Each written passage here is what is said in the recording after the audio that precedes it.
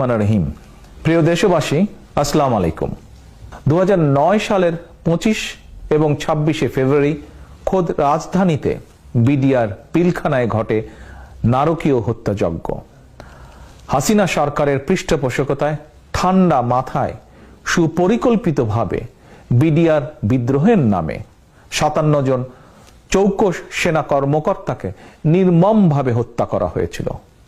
মাত্র একদিনে এত সংখ্যক সেনা কর্মকর্তা হত্যার নজির বিশ্বের আর কোথাও কোনো দেশে নেই। বাংলাদেশের মুক্তিযুদ্ধের 9 মাসেও এত সংখ্যক সেনা কর্মকর্তাকে প্রাণ দিতে হয়নি। ইতিমধ্যে 15 বছর পার হয়ে গেলেও এমন বর্বরোচিত ঘটনার আজ পর্যন্ত বিচার সম্পন্ন হয়নি। বরং বিডিআর বিদ্রোহের নামে পিলখানায় সেনা হত্যাযজ্ঞের দায় যাদের কারাগারে থাকার কথা ছিল তারাই এখন অবৈধভাবে রাষ্ট্র ক্ষমতা কুক্ষিগত করে রেখেছে। অথচ বছরের পর বছর ধরে কারাগারে বিনা বিচারে মানবতর জীবনযাপন করছেন শত শত বিডিআর সৈনিক।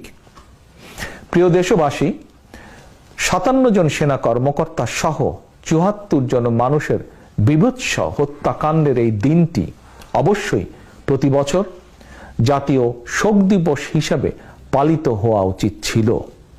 প্রতি বছর যেভাবে রাষ্ট্রীয় উদ্যোগে 21 ফেব্রুয়ারি পালিত হয়, উচিত ছিল দেশের স্বাধীনতা, সার্বভৌমত্ব এবং মর্যাদা অক্ষুণ্ণ রাখার শপথ নিয়ে একইভাবে যথাযথ রাষ্ট্রীয় গুরুত্ব সহ 25 ফেব্রুয়ারি দিনটিও পালন করা। অথচ সচেতনভাবেই গুরুত্বহীন আর অবহেলায় বাংলাদেশের ইতিহাসের ভয়াবহতম দিনটি প্রতি বছর নীরবেই পার করে দেয়। বাংলাদেশের ইতিহাসের ভয়াবহ এই দিনটিকে কেন যথাযথ গুরুত্ব দেওয়া হচ্ছে না? সংশয়, সন্দেহ, রহস্য এখানেই। প্রিয় দেশবাসী, তথ্য প্রমাণে দেখা যায় 2009 সালের 25 ফেব্রুয়ারি সকালে বিডিআর পিলখানার দরবার হলে 10:42 দিকে প্রথমেই বিডিআরের তৎকালীন ডিজি মেজর জেনারেল শাকিল আহমেদকে গুলি করে হত্যা করা হয়।